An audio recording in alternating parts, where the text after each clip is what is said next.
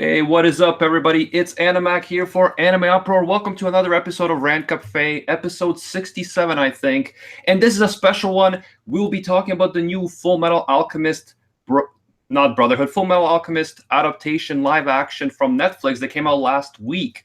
I really enjoyed this adaptation, but surprisingly, I am not, it looks like I'm not the popular opinion here. So today we have joining us some special guests. Jeff from Mother's Basement and his real-life waifu, Yazi, are here with us. Welcome, guys. Hey, how's it going? That's us. We have very different opinions from you. You do. We'll see. We'll see, guys. By the way, hence the kill it with fire thumbnail.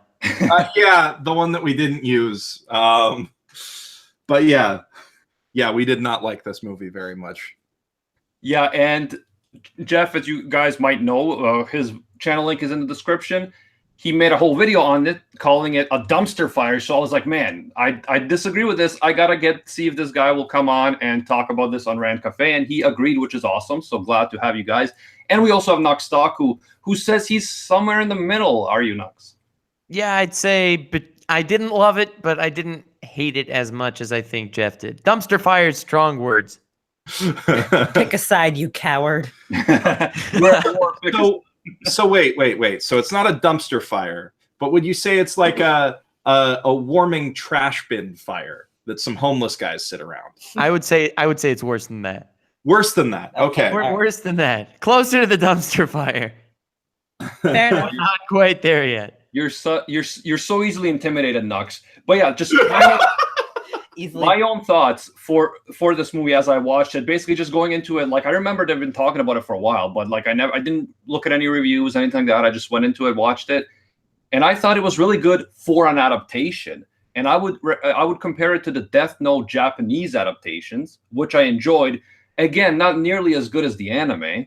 I wouldn't go anywhere close to that. But that's not what I'm expecting. I feel like for a live action adaptation, it was solid. Now, Jeff, you brought up some good points. I think 3 points that you brought up in your video are very good, and we'll get into that in a bit. But overall, I thought, like I said, that it was a good adaptation, taking it for what it is. Now, I'll open it up for you guys now to say your kind of introductory remarks, if you want to set up why you hate it so much.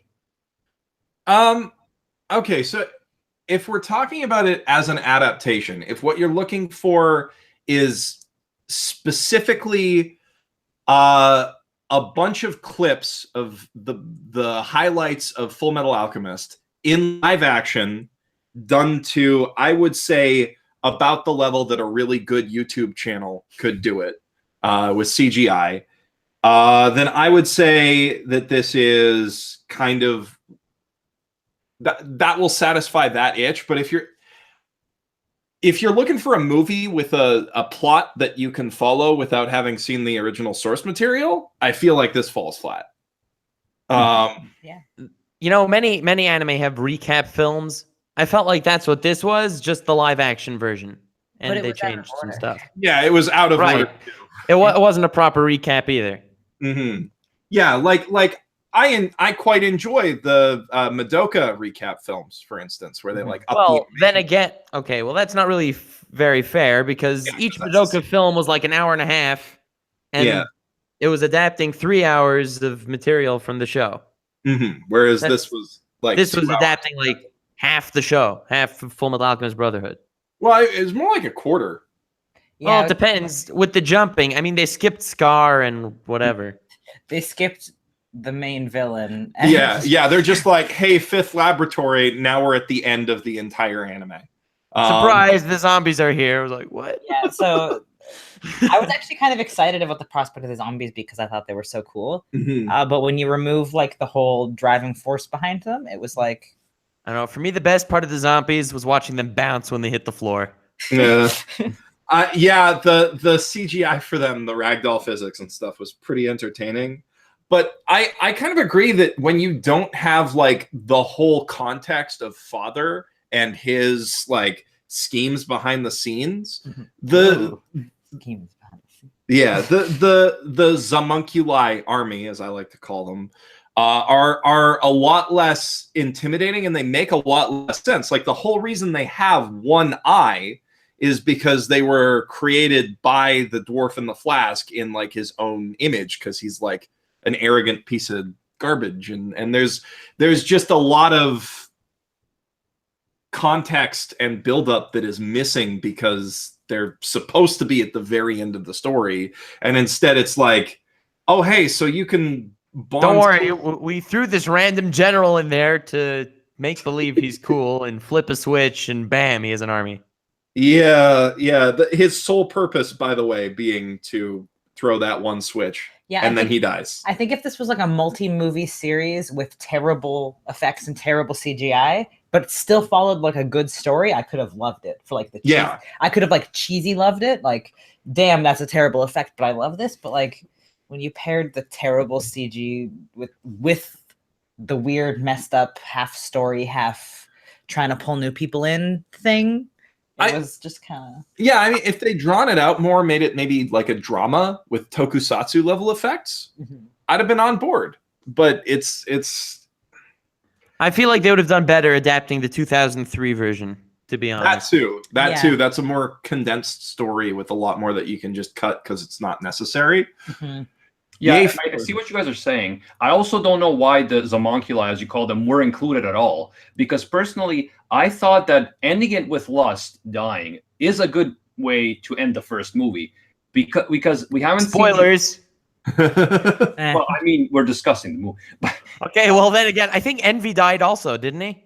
No, and there's an after the credits scene where it's like, oh, psych, he's still alive, and the best CGI the best CGI in the whole movie is little Envy crawling out of his mouth and going on the ground. Little like I didn't get there. I didn't even see that, honestly. I guess I think Netflix turned off the credits. You know how it goes, like recommending something else? Yeah, we watched it on Netflix and we saw it. It's just you probably like turned it off because I wanted to run away because I loved it so much. No, but yeah, I thought that was a good way to like end a first movie. Obviously, setting up the sequel. So we don't know all the homunculi yet, right? That's interesting. We don't have the Führer yet. We don't have Father yet. So there's still a lot to go on. I don't know why they included the zombie army at this stage, because also they were like just dying from getting shot in the head, which is like, how are they done different than normal soldiers? Like, I mean, that. I think the Philosopher's Stones are in their heads, but hitting the Philosopher's Stone with a bullet doesn't. I mean, it's very, very off lore, and that's like a very weird conclusion. But I think that they literally just brought them in so that everybody else would have something to do without them having to come up with an original event from the movie. Sorry, I just had like a hiccup. No, yeah, I think they could have done fine with just having Lust and Envy and Gluttony being the main villains. And I got a sense from the movie that something was going on deeper behind the scenes. I actually like the fact that Lust was kind of like almost happy that she died, because it tells you that there is something about the homunculi that is like tortured, that is unnatural. See, but that's what I mean by in the 2003 version, she was also happy when she died. Wasn't she? No, she was like playing it off like she was really happy and cool just to get at Roy's goat one more time. She's like, it'll be so good to see those eyes writhing in agony. Hold on, you're talking 2003 or live action? Live action, sorry. Yeah. Oh, okay. Or Brotherhood. Yeah, I'm talking Brotherhood, not 2003. All right. Yeah. No, but in 2003, I think she died with Scar. I don't remember. That's... God, I've like erased 2003 from my memory. Wasn't she like Scar's ex-girlfriend or something? Yeah, because in the 2003 version, the way it worked was a homunculi comes to be. There was no dwarf in the flask. Yeah. A homunculi comes to be when someone screws up human transmutation. Yeah, right. That's how they create that extra. So Sloth was the Elric's mother, because they screwed it up and they made a homunculus. Mm-hmm. And then like Pride or Wrath or something. Yeah, it was Azumi's kid. Wrath was Azumi's kid who got Al's arm from reasons. Right. God. Like, and then the Door of Truth wasn't like a door to truth at all. It was actually a portal through which all of the energy from the atomic bombs in World War II. I would like to talk about the door in the live action movie. Okay. Wizard of Oz bullshit that they do, where they like fly around the room. Okay, because what are they supposed to do?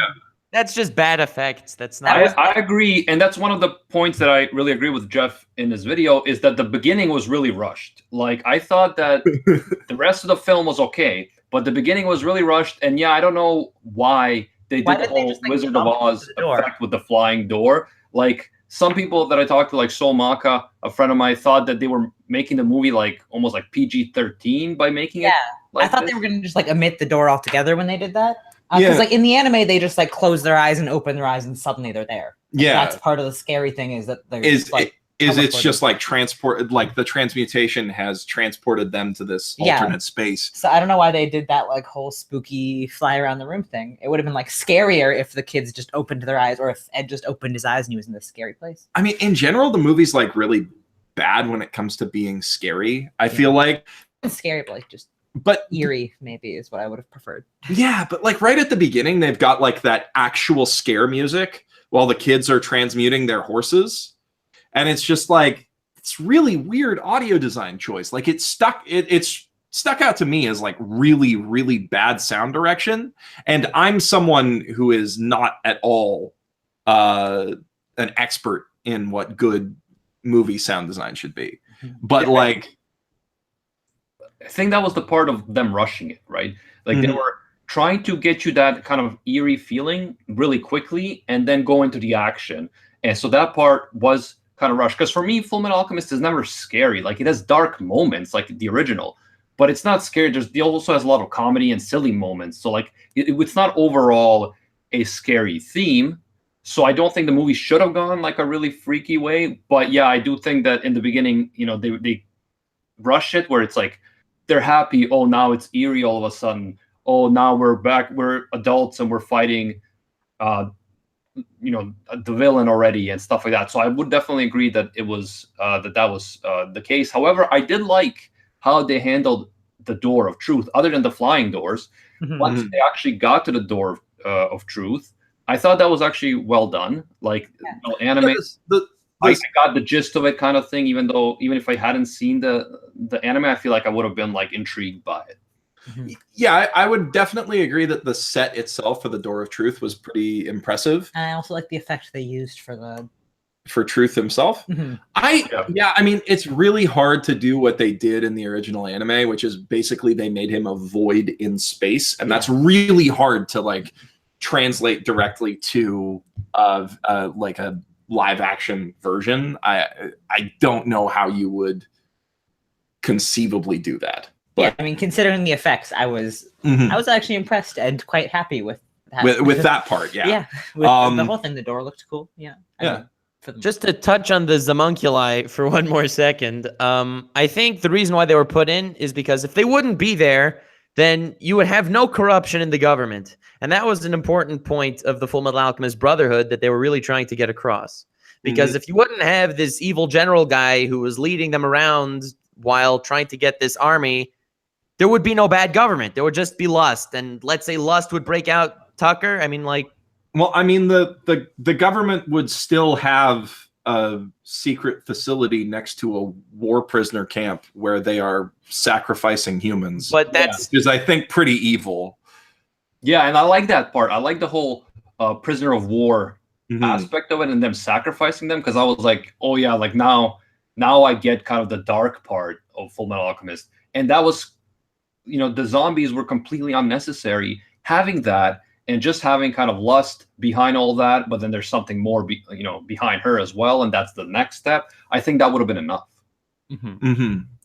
I agree. I think that a better conclusion would have been first to have Scar in it at all, because Scar is really important. And I feel like the only reason that they cut him, somebody suggested this in the comments of my video yesterday, and it kind of clicked with me that, yeah, this is probably it. I feel like the only reason that Scar was cut is because they couldn't find a very tan, muscly Japanese actor to portray him. I hope that's not true. Oh man. But that like I feel like Führer King Bradley was cut because they were like, we're gonna make more money with this, and then the next one we can cast someone big for him. Yeah. But I feel like that's what it seems like to me. Is Scar was just cut because they couldn't cast him correctly. I just don't think they had time. Yeah, and they don't have time to add Scar and Bradley, even if they had the best actors in the, which they didn't. They had terrible actors. They did. Oh my god, those kids especially. Those kids were terrible. You know, they were bad. The child actors were bad. I think my least favorite actor was what's his name? The priest guy. Yeah. So with his face twitching like that. Oh my god. Yeah. Cornello. Cornello. But Winry was pretty bad too. But that's the thing. That's something I wanted to say. I think an issue with the whole movie was they were really trying to make it anime. And real people don't move like that, you know, with their faces getting really close to each other, with arguing, bobbling their heads back and forth. Yeah. The weird thing with Winry is she was the most anime out of all of the actors. With the whole jumping and waving her briefcase. Yeah, but then when she was trying to be like sad and serious, it seemed like she was about to be like, just kidding, guys. Like, and it almost seems like they kind of like forgot to give that B anime direction to some of the actors. Yeah. She seemed like a voice actor. I don't know. What they really needed was an opening where she just gets blown around by the wind. That would be great. that would definitely improve it. But I think you're touching on a really important point that I think that I was thinking about. It's very hard to adapt something like Fullmetal Alchemist at all into live action, and I think the same would apply for something like Code Geass or Gurren Lagann. It's so anime. It's so essentially anime, and there's dark moments, and yet there's these over the top moments with like Winry and Ed just like going at each other like little kids. These chibi moments that they have in the anime. And I think that's just generally hard to translate into live action. So that's why we got the whole Harry Potter fantasy feel to it, because I feel like there's no other way to really put it into live action. And the other thing I was going to say is I thought that it's such a huge cast, right? Fullmetal Alchemist Brotherhood has such a huge cast. And one of your other really good points, Jeff, was that they just did not develop some of the characters nearly enough. But again, that's the problem is it's a huge cast, very limited time in a movie. And some people are complaining also, they left out Scar. They left out Barry the Butcher or whatever. So it's like people are complaining that they left out other characters, and already the cast is so huge, and that's why they couldn't develop them all. So I think, again, it's the nature of a live action adaptation into a movie that's the problem. If they told them at the beginning, you guys are going to have 8 movies, like the Harry Potter movies, go nuts, then it would be different. But I feel like with the limited time they had as an adaptation, that's why I enjoyed it for what it was. Well, see, here's the thing. Like, I think the optimal solution for this would have been to adapt less of the story, because the Fifth Laboratory is a really good, break. Like, that's a really good place to end a movie. But so is the Show Tucker arc. And here's how I would have structured it if I was making this movie.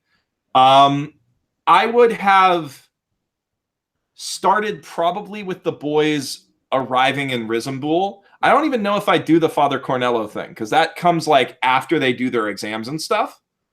So I would have this one be about like their origin story and then the exam arc, and work in a little bit of their search for the Philosopher's Stone there, work in a little bit of the homunculi working behind the scenes, but without making them more mysterious, and like foreshadowing as opposed to actual forces in the plot. And I would have it like focus on them staying with Show Tucker over the entire movie and going through their exam, and the rumors of Scar attacking the city at the same time. We needed an Armstrong. Yeah, and have Armstrong in there, because Armstrong has to be in there. Of course. Yeah, because Armstrong live action would not have been corny as fuck. It would have been corny as fuck. Of course it would have been. He would have been this massive dude. But like, would have gotten Jeff to play him. or I mean, one option would be just cast Hard Gay, because Hard Gay needs to be in more live action Japanese movies. One character that I feel truly cheated on being cut out is Granny Pecco. Oh yeah, and her dog and the dog. Oh yeah, I feel like truly cheated that we didn't even get a little Hopper cameo. Yeah, I would say like 20 minutes of like them as kids. I mean, if they could hire competent child actors, which they couldn't for this movie. But that's a whole other. So like I would say like 20 minutes of them in Resin Bowl, and then they go to do the exams. They start looking into the Philosopher's Stone and just getting their first leads on it. And then Show Tucker and Scar happen as the finale of that first arc. So I would have probably structured it. I would have started off in the Father Cornello arc. And I think that they should play that arc out. They're looking for this stone. You don't know why, but they're looking for this stone, and he has powers. And they actually develop the arc a little bit instead of just chasing him through the town, wrecking the place. The whole purpose of that arc was really more to see how the citizens saw Father Cornello when he was a good guy and then when he was a bad guy. So I would have liked if they would have focused on, that entire arc, building up the characters and building up the civilians and their perspective too. Then maybe you can go into flashbacks. Yeah, and I think, like, Jeff, what you said would be good. I would have enjoyed that. But the problem is I think that they were basically told, hey, you guys are going to get 2, maybe 3 movies. That's it. So you can't be slow paced. You got to go, right until this certain part in the story. Otherwise, we can't cover the whole story in the movies that we're going to get. So I think that's why they didn't slow it down, include Scar, include more background. Because I would have loved to see Grandma. I would have loved to see more, even if it's just them now going there and then getting a little bit of flashbacks from their childhood. I think that would have been fine. But I think the problem is, they had to include a whole bunch of stuff and a huge cast. And that's why they ran into trouble. By the way, in the chat, Unknown Otaku says, what's up? Also, a bunch of people were saying, notice me, senpai. I don't know which senpai they mean, though. So, guys, you got to be more specific. The other thing, Jeff, I thought you were right about is Show Tucker's character and the motivation, and how if he's working with the government, then why is his job at risk? And again, I think that comes back to the fact that the Zamonculi part should have been just cut out, because that would have made almost everything much, much better. Yeah, I mean, if they were going with the story that they went with, then a concluding fight with basically taking the gluttony fight from the forest in the middle of Brotherhood, and then big envy stuck inside of gluttony with Ed and Al, while Mustang is off fighting lust. God, could you imagine the CG mess that would be? Big envy? I mean, it's better than gluttony. Yeah, I mean, Gluttony was good when he was CGI. He was bad when he was like evil Teletubby. So one like big complaint, my like number one biggest complaint about this whole thing is that they took out the emotional charge for like absolutely everything. They took out the emotional charge for Nina because we didn't get to know her or care about her. Yeah, it's just here's a little girl. Yeah, they took out the emotional charge of Al losing his body because we didn't get attached to them as like brothers, as brothers in a family. We didn't get the mommy, why are they burying daddy scene. Yeah, we didn't get we didn't get like how tight knit they were and how like why a brother would give up a body part for his brother. We didn't get the emotional charge of them finding out that the Philosopher's Stone was people. Like that's a huge thing. They just like gave us cool stuff. I think I would have. And also, he should have totally used the Philosopher's Stone to get his body back at the end of the movie. Who cares if it's from people? They're not getting the people back. Well, yeah, that's the other thing. They don't like set that up, but I kind of want to just come back to. They definitely needed like a solid 20 minutes to establish their childhoods, because that's why you care about them. And I think there's room in a 2-hour movie for like 3 to 4 big emotional beats. And I think that if they'd gone, should have cut out the fight scenes. Screw the fight scenes. They didn't do them well anyway. Yeah, especially the Cornello one where he's running into these massive poles of cement. It's like, come on. I think if they'd done the alchemy exams up through the end of Show Tucker and a big fight with Scar at the end, that would have shown enough of the government corruption to be like, oh, hey, there's some shit going on behind the scenes, and enough of the like overarching plot while still giving us like a self-contained story and characters we can get attached to. So like 50% is them becoming state alchemists, and then 50% is them busting their first criminals and maybe seeing that the state isn't as clean as they want it to be. And then in the second movie, you'd go into starting with Father Cornello and then moving up to the fifth laboratory. And then the stinger you could end on there would be the death of Maze Hughes, which would be like a big game changer, I think. But the thing is, if they were told they could only get a trilogy, then making the movies as good as possible would potentially allow them to say, okay, this is really successful. Let's make 8 movies out of this. And that's a really easy argument to make if you have like a successful, good movie to get greenlit for extra sequels. Because Warner Brothers especially is desperate for franchises that they can milk for more money. They are desperate. Well, I don't really think they knew what they were doing with the directing to get 8 movies out of it. Here's how it should have ended, though. We should have cut to the dead body of Envy, right? And then someone should have come up behind him, taps him on the shoulder. It's Cell. It's the anime cinematic universe. He's like, I'm recruiting you to join a team. And then you set up a whole Avengers thing. There's gonna be a tournament. Yeah, big tournament arc, like universe survival. That I don't know, man. That could work. But no, I mean, a lot of it was rushed. I 100% agree. But like, my only question is, would it be possible to even do it otherwise? Because you guys mentioned a lot of emotional stuff. Like, I thought the Nina stuff was okay. We got to care about her, in my opinion. I thought that the Al's existentialist crisis as well was fine for the movie. But again, it was all really rushed. But I just don't think we can even compare it to the anime because the anime gets so much time. The thing that I'm hoping with here is that I do think that this is the type of movie to, if someone hasn't seen Fullmetal Alchemist, it will get them interested in the anime. Whereas I think the Death Note movie completely failed in that regard. And that gets me back to the whole nature of adaptations thing, right? Because, Jeff, you mentioned you'd rather watch something that's not a faithful adaptation like Death Note than something that tries too hard to be a faithful adaptation. But to me, it's like either you should do a faithful adaptation or you should set it in that same universe, but either completely different characters or use a side story. So make the movie like the Fullmetal Alchemist films, the Sacred Star of Milos or whatever, where it's a self-contained story, and that way you're not rushing everything. Because either try to make it faithful or do a completely different story, or like if they did Death Note but they had different characters, not Light Turner, I don't know, Steve Turner. Did like one of the novels. Because if they have the same characters, you're inevitably going to compare them to the original. So then if they change it too much, it doesn't make sense, right? I don't know if I agree with that. I think that a lot of the best adaptations of all time have been ones that substantially change the source material.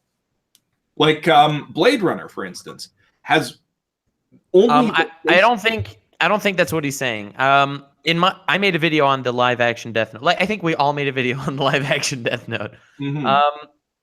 But an issue I had was that I don't mind if they change the plot. They could do that completely. I don't care. You have this Death Note, you change the rules. The Death Note's rules were different too, and that's not the main issue. They have Light and Misa, or Mia, whatever, and they tried to make the same character dynamic kind of, but really it was her pulling the strings and he was just a bitch, and it sort of killed what it was aiming at. I think that's his issue. If they were to be different characters in the world of Death Notes and one of them got a Death Note, then it would be far better. Yeah, I mean, I think what they were kind of going for is that Light Turner becomes the Light Yagami character by killing Misa in that movie, but they don't have enough time to establish that he's become that way. And yeah, but he ain't smart. That's a minus. Yeah, I mean, he becomes smart all of a sudden at the end. Like, the whole time he's being manipulated. Hold on. the Death Note that he had an extra condition that the Death Note in the anime did not have, and he can mind control anyone for 48 hours. That didn't happen in the without killing them. I mean, yeah, the 48 hours thing is weird because in the anime original, Death Note, if he would have mind control, he had mind control powers in no, he can only cause their death. He can't say, okay, He could, so for the next 2 days, for a few minutes, right? No, he can control the circumstances of somebody's life as long as the period of time that he says in Death Note, as long as the period of time that he sets before their death is shorter than their natural lifespan would be, he can control their actions to whatever detail he actually writes into the book. And we see that when he controls Ray Penber, to write down all of those names. No, he doesn't.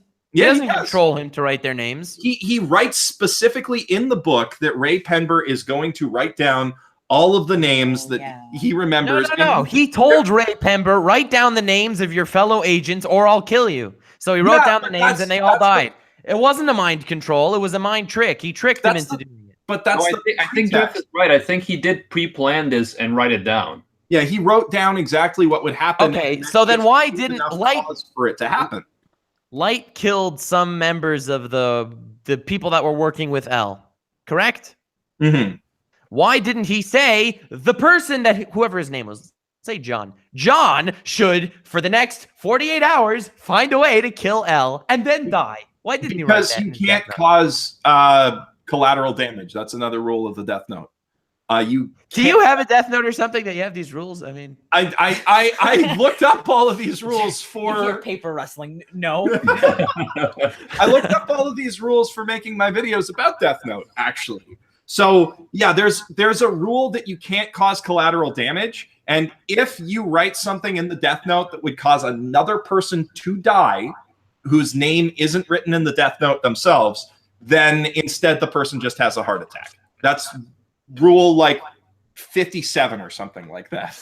But Jeff, if it's actually 57, correct me if I'm wrong, but what isn't a rule? There a rule that you can only control someone for a few minutes between the time of their death and the time you start controlling them.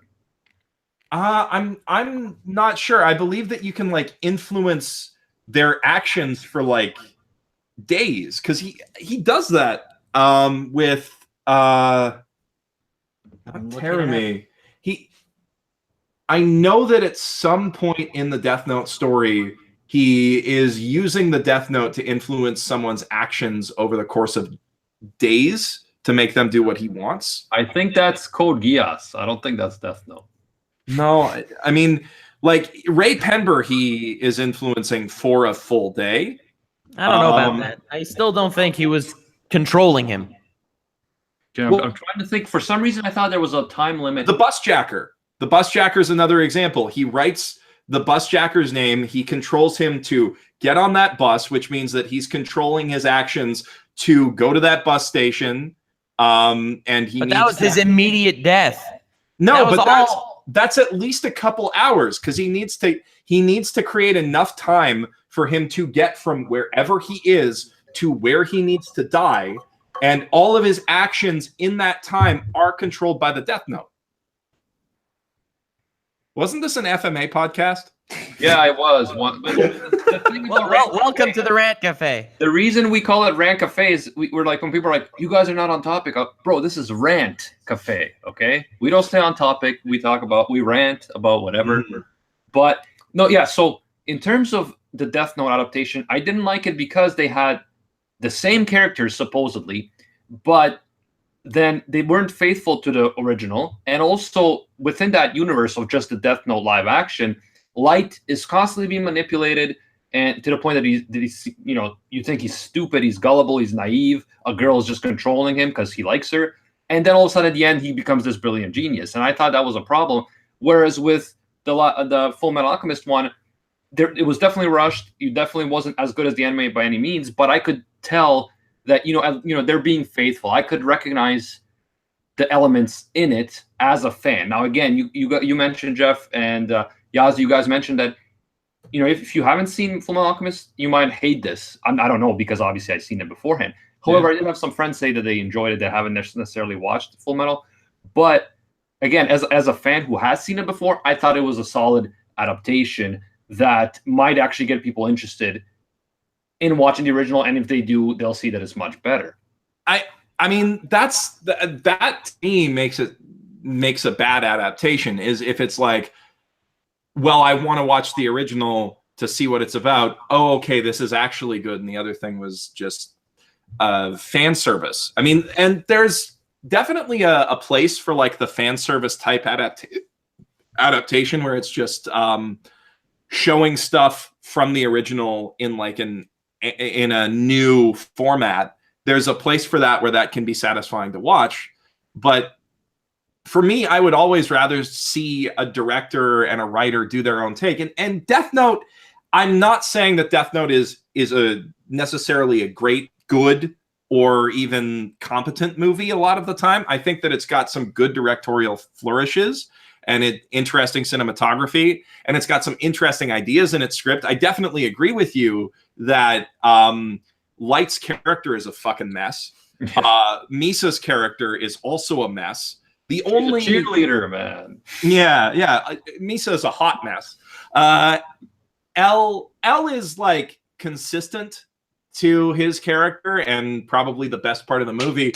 Like, from a writing perspective, I would say it's not great at all, but it's still more interesting to me than another version of a story I've seen before, chopped up into random order to just cram as many of the events that they know people want to see as possible into 10 minutes. I'd much rather see like an adaptation like Edge of Tomorrow, for example, where the characters have similar names and they're supposed to be the same characters. They've got vastly different personalities. The order of events is very different from All You Need Is Kill, the original manga, but it's still like a really good story in its own right. And it's engaging in a way that only a film can be, whereas the manga is engaging in a way that only a manga could be. Or I'd rather see, I'd rather watch, say, Blade Runner than a straight adaptation of Do Androids Dream of Electric Sheep, because they keep the core interesting ideas and do something good and film oriented with those, instead of just taking the book scene for scene and turning that into a movie. Those adaptations are usually the most draining and boring to watch. So they narrowed down the scope. And since you mentioned the book, The Count of Monte Cristo is my favorite novel. Mm-hmm. And it's like 1,200 pages, the unabridged version. So it's very long. Now, the film that they made, like 10 years ago or 15 years ago, a lot of people enjoyed it. But when I saw it, I was like, man, this can't compare to the book at all. There's so many stories that they missed, side stories, things like that, emotional twists and developments. But people thought it was enjoyable for a movie. But to me, as having read the book first, I was like, this isn't nearly as impressive. They changed some of the main characters' relationships, things like that. Same thing with Gankutsuo. Great anime on its own. But again, it misses so many side stories and things from the original book. So I appreciate it as an adaptation, but I don't let's be honest, the book didn't have mechs. The book didn't have mechs. Okay, so how good could the book even be? The Count of Monte Cristo is one of the greatest books of all time. Agreed. Like that's not something I would disagree with. But I also think that Gankutsuo is one of the greatest anime ever made. And I think it would be, if they changed any of the story elements, I think it would be a lesser anime. I think that's a great adaptation that takes the soul of the work, and it's definitely better than the movie. But it takes the soul. It takes the soul of Gankutsuo without necessarily having to hit every piece of minutia that. Sorry, our window washer is just coming past our window right now. Sorry, that's scary. We live in a high rise. Yeah. So when something suddenly hits your window in a high rise, it's like, what the? Yeah. Late window washing day. I can imagine. But but yeah, like I would say that Gankutsuo is a very good adaptation of Count of Monte Cristo, definitely better than the movie. But also it's like a good anime. And I think it's important, for me at least, for an adaptation to stand alone, as opposed to for an adaptation to be a satisfying thing for fans of the original. Because you're never, ever going to make all of the fans happy, no matter what you do. Everybody's got like a different vision in their head of how a character is supposed to sound or how a certain scene is supposed to play out. And knowing that, I think it's important for a director to embrace their vision as much as possible instead of just trying to do what's on the page. And as to what you're saying with taking the soul of the work, I agree. And they did not take the soul of any of the characters, and that's my issue. With the whole cast is basically, when you think of Mustang, what is he? He's a stoic badass. Right? So they made the Mustang in the movie a stoic badass. But Mustang isn't just a stoic badass. He has many layers of depth to his character as well, but that's not the, standout important parts. So they just took the important parts. Ed cares for his brother and he's a cheerful dude. So that's what they made him in the movie, and basically a moron, but cares for his brother and a cheerful dude. He wasn't a moron, but that's the thing with Ed's character. He's, on the one hand, he does do some moronic things, especially with Winry, and yet he's also intelligent and capable. So that's what did he do intelligent and capable? He didn't do anything intelligent. He's led by the hand to every major discovery that he makes in the movie. And he smiles way too damn much. I mean, I don't mind if someone's smiling, but come on. The whole movie. Speaking of that, or he's screaming. He's either screaming and crying, or he's smiling like the sun. They also just kind of like vaguely couldn't make up their mind on the whole sacrifice thing. Like by the sounds of it, only Ed is a sacrifice, which is weird. Which is really weird. They didn't mention that maybe Mustang could have been a sacrifice. They don't even mention that Al could be a sacrifice. That's what's weird. Is that only Ed is a sacrifice, but they don't even add any drama to it. They don't mention a sacrifice, and Ed's like, "Oh, what?" And then no one acknowledges the fact that he was. You are going to be a sacrifice, okay? Yeah, because that's Ed, because he's a moron.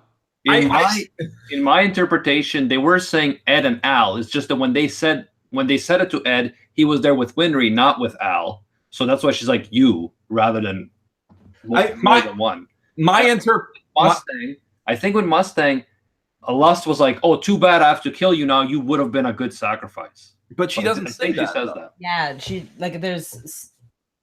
But I also think, I don't remember, but I think at one point I pointed out that she only says she would have gotten in trouble for killing Ed specifically. Yeah, she's not she tries to kill Al and doesn't care about it, but then the movie is a little different. I mean, we already met her Zamboni. So what are they called? The Zamonculi. We already met. Yeah, so what do we need the sacrifices for? Okay, so maybe they just one sacrifice in this movie. Yeah. So the sacrifice thing is also weird. The way I was interpreting it is just Lust, Ed, you would make a good sacrifice. Al, story-wise, you might, but we need to CGI you into that scene, and that'd be really expensive. So you're not a sacrifice. Yeah, so those production things that you mentioned, whether they're cutting people out, whether they're trying to hire, big actors for the future, I'm not sure about that stuff. You could be right.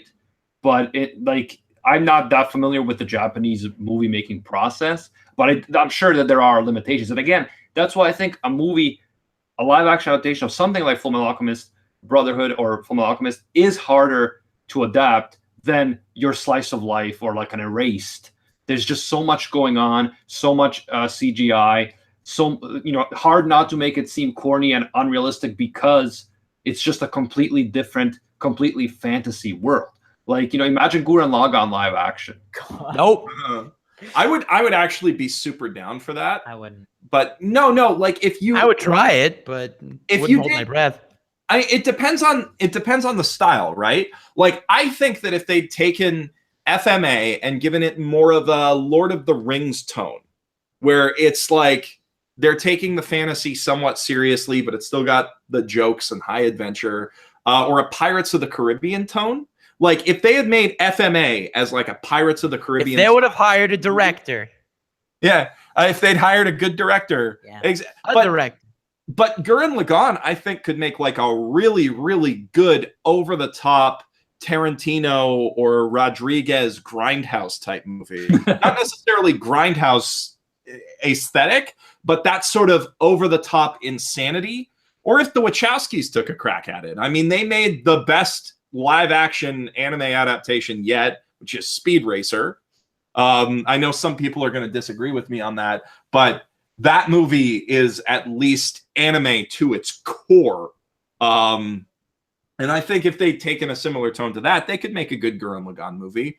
But Gurren Lagann's also something that needs to be animated, because that was the core concept is what kind of crazy story can we only tell with animation?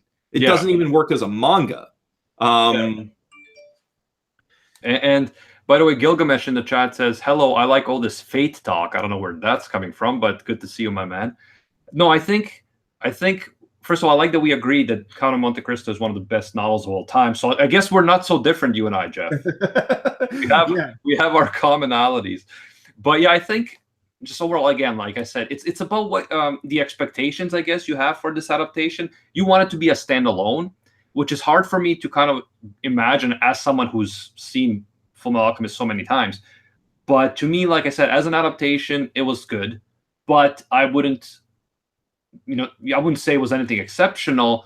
But I just comparing it to something like Death Note, to something like the Attack on Titan live action, I was like, okay, well, this I can live with. This I can deal with. I don't know. Like, to me, here's the way I'd put it. When it comes to movie adaptations, I kind of prefer something that is a remake to a remaster or a port. And this feels like a port of the best levels of Fullmetal Alchemist. Whereas what I would be looking for is sort of like a remaster or reimagining of the core concepts of Fullmetal Alchemist designed to work in live action. And I can see why I can definitely see why a fan would be happy with having just a live action Nina and having a live action version of some of those iconic scenes, even if they get some shit wrong, like Roy having flamethrower hands. And I specifically, that scene, one thing that really bugs me is that they have him cauterize the wound on his chest, which is pretty badass. But the most badass part of that is that she took his gloves away, so he carved the transmutation circle into the back of his hand with a knife. Yeah, and but then picked again, up an old lighter. he needed the lighter. But yeah, I mean, Gene. Yeah, they couldn't just put Gene. There was Havoc no in Gene. there. Yeah, Like they're walking away. Hey, Gene, why are you dead over there? Take my lighter. no, they could have Take just. my plot device. Take it. They could have. I mean, Ross has literally no purpose. Yeah. So they could have just had Gene Havoc doing Ross's thing. I genuinely don't understand why they put Ross in there. So that Like- they could do the mole thing, except it's Mustang instead of Yeah. Hughes, so it completely undercuts both of their characters. They could have just Because Mustang's not that smart. Mustang wouldn't notice. Oh, that mole on your cheeks on the Yeah. wrong side. They were too busy making him a stoic badass to realize. Yeah, Ross seemed like an unnecessary character there, for sure. Although, obviously, she's more important in the anime. In the movie, it seemed like they just kind of threw her in there. Mhm. What else was I going to say? Well, I need to rewatch Fullmetal Alchemist Brotherhood because it was amazing. Yeah. No, I've seen it. on that. I've seen it 2 or 3 times. Need to see it again. In the chat, Unknown Otaku wants to see Nina X table scene from Code Geass. God, why? That's my favorite part. Yeah, I mean, that fuck, imagine. Oh, yeah, the one thing I was going to say. Jeff, Hey, Jeff, you analyzed the potato chip scene. When's the Nina table scene coming out? Oh, please. I mean, I if I'm going to do a what's in a scene from Code Geass, the first one I'm going to do is Well, hypothetically, I could just say kill No, all. no! Oh shit! My kiosk just Part of malfunctioned. the entire show. The worst part. Some of the worst writing I've ever seen in any anime, and it came from Code Geass. No, okay. Suzaku's logic is the worst part of any show. His whole ideology is the worst. Suzaku is the dumbest motherfucker in anime. He is. He is. He deserves He's like a guy saying, "Well, we could fight the Nazis from the inside by being a very zealous Nazi." You get it? He's like one guy in France who's like friends are all part of the resistance, and he's like, yeah, no, I'm just going to join the Nazi party to stop them from the inside. Like 10 years later, well, I mean, I killed a bunch of Jews, but the Nazis ended eventually. That was my like. Suzaku deserves everything bad that happens to him. In I wanted him to die, man. I wanted him to die, like straight up. Like, I just want to say like one other thing. If Code Geass was written now, like in 2017, that scene would have gone differently. Because instead, Lelouch would have said to his sister, I could say, for instance, have a crush on me, and then, oh no, wacky kicks! But we're related by blood. No. Yeah, the thing I was gonna say is, Jeff, I like your idea in terms of doing an adaptation that is just its own work, kind of different, a retelling, and like Blade Runner. But the problem is, then if they try to do that, to be good, they would really need to have a great director, a great vision, and still fans would hate it because every little change they would be like, "No, you changed it." So it's a thin line, I guess, that they have to constantly walk on in terms of how faithful to be and stuff like that. With Hollywood, it's easier. If they see an anime, if Hollywood wants to adapt something about an anime, they're like, well, our audience is not necessarily the anime audience, so we can do whatever we want with it. Yeah, but I mean, I think that any live action adaptation is going to have its own audience. The other thing is that the original already exists. So there's like, to me, very little purpose once the TV show exists in just doing it again, but live action. For as a fan, if I wasn't talking about anime for a job, I probably would have never watched this movie.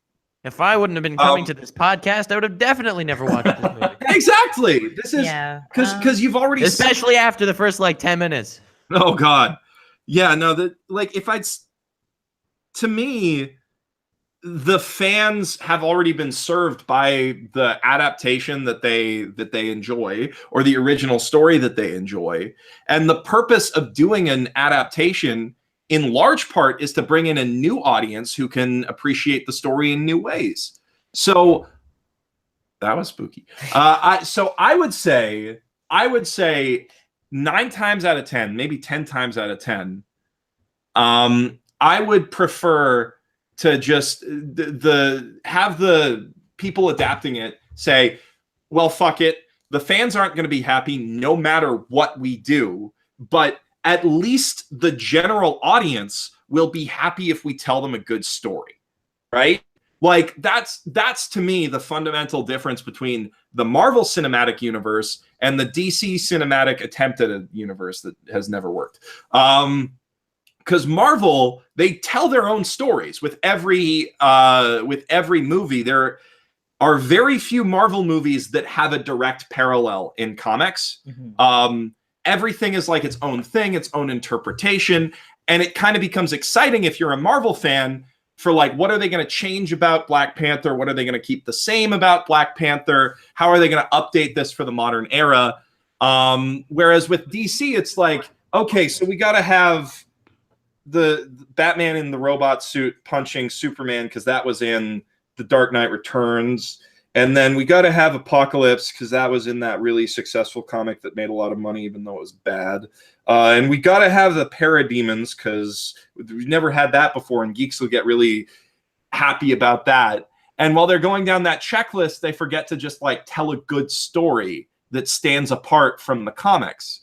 And so far, like the entire Justice League universe, Man of Steel's the only one of those that I don't think has a direct parallel in comics because it's just straight up not accurate to Superman at all.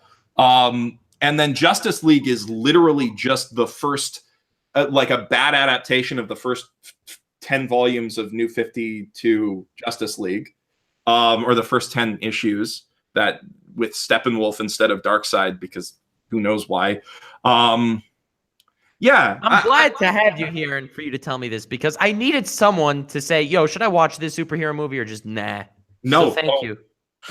Watch the animated version of the Justice League movie. It's much better and the same story. So I'm in the same boat, kind of like for Death Note. I would have much rather have seen, instead of what Netflix did, which was a completely original-ish story, and instead of what the Japanese ones did, which were, I think, just retellings, right? I never saw the Japanese. Very boring retellings. Yeah, I would have rather have seen the novels, the light novels, adapted as a live action, instead, like taking something that's kind of canon but not really, and working with it instead, because I'll never be happy with a canon adaptation. Yeah, I mean, and that, like you said, there's no point in a canon one-for-one adaptation. Yeah, I agree with that point, that like an alternate story in the same world is a really good approach. Mm-hmm. I like it. I like seeing really good stories reinterpreted in interesting ways, like The Thing from Another World and The Thing. Very different stories, same or similar basic beats. Blade Runner being another example. I think that if a director sees a good idea in a story and is like, I want to turn this into something else, that's valuable. But at the same time, I would definitely have preferred like a different story set in the Death Note universe with different characters. I think that would have, like, if it was literally the same movie, but with a different set of characters and maybe L's predecessor going after the new light, or like Nier versus the new light, that would have been maybe better. But then that relies on people having seen the original to some degree. So you run into problems where people who hadn't seen Death Note wouldn't be interested in that at all. Mm-hmm. Yeah, I think Paprika inspired Inception, but it's still a completely different story. Mm-hmm. So I think that's definitely a example of a good kind of standalone. But then you knew they were going for a standalone, and I'm okay with that if they tell you we're going for a standalone thing. The problem we run into is, you know, they're trying to be faithful, but then they're not faithful, or they're trying to be faithful, but then they try to include too much, or they rush it, or whatever. And I think that's the issue. And I also agree with you on the Marvel point. Like Iron Man is a great example of a character that they changed and made modern in a way that I think works really well. Mm-hmm. I think the bigger thing is I'm personally not interested in a straight one-for-one adaptation of something I've already seen, unless you count Scott Pilgrim, which I would say is as much a reinterpretation from Edgar Wright as it is like a straight adaptation of those comics. And that's one of my favorite movies of all time. But I would say that whatever you do, the most important thing is just sticking to it. Because one of the biggest problems I have with this movie is that they're trying to do the one-for-one adaptation of FMA, but they're doing it poorly. And sometimes they do stuff that doesn't make sense with that direction. Like the zombies. Like the zombies, or more to the point, the fact that they try to trick you as the audience into legitimately thinking that Roy Mustang murdered Maze Hughes. Like, they cut it in a way that you're supposed to believe that, but nobody who's seen FMA will think anything other than, oh, that's Envy. Yeah, like it didn't even cross my mind that it would be him. But the other thing is, they did show Envy changing into the priest earlier. So they did kind of give you the lead in that, you know, they set it up, they foreshadowed that something like this might happen. Right, but they cut out the part where he turns into Gracie, and then they do it in a flashback later, and that just feels like a really awkward edit trying to work in a plot twist because someone in a focus group was like, there needs to be a plot twist here, refilm this scene. And if it was a reshoot, then Gluttony looking as bad as he does in that hallway makes a lot of sense.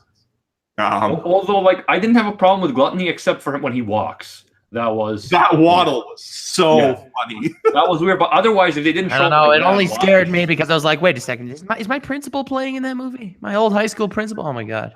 I don't know. Gluttony reminded me a bit too much of that guy. Also, AnimeUproar donated $5 to say something that let me see what he said. If live action weren't good, then Faith Grand Orgasm wouldn't be so popular and memey. Even the Are You My Master scene was funny. Yeah, but that's like a complete fan service type of adaptation. Just kind of like, can we see the fan service in 3D? Anything else you guys want to talk about before we kind of wrap it up? I think we've covered a lot of ground. I think no one freaked out on each other, so I think that's I'm really a good. let down by that actually. Yeah. It sucks when Jeff and I have the same opinion because then we can't argue. We can't just like. We're a lot more fun when we have different opinions. Like if you were to ever talk to us about original FMA versus Brotherhood, that would be a hoot. But I mean, I don't think we even. I still think Brotherhood's better. I just really. I don't think that we'll duke it out. We'll duke it out one day. That's a whole other argument to have. Well, you're invited back. You want to do FMA versus Brotherhood. And also, by the way, Nux also was disappointed that you have the same opinion as him, Jeff, because he also enjoys arguing with you. So. Oh, I know he does. I know. We gotta find something else to debate about in the future, but it will be fun. Thank you guys. Yaz, now you have to wait. You're us. coming back for the Undertale live action adaptation, right? Oh God, if they ever make that. Oh my God, I almost hope they don't. Genocide mode only, though. God. I'm like, my concern with an Undertale live action adaptation, or any adaptation, let's say anime adaptation. But no, an Undertale live action adaptation specifically is either going to make a lot of furries very happy or make a lot of furries riot. And there is no middle ground on that. And neither of those situations is good. Look, that's Pokemon live action too. I mean, don't even. That's a movie I hope they never. I said it before, and I'll say it again. I want to see an R-rated Pokemon. I don't. A violent one or a sexy one? No, like one where like about a violent one where they use like armies of Pokemon to take over countries and shit. Actual Pokedeath. Yeah.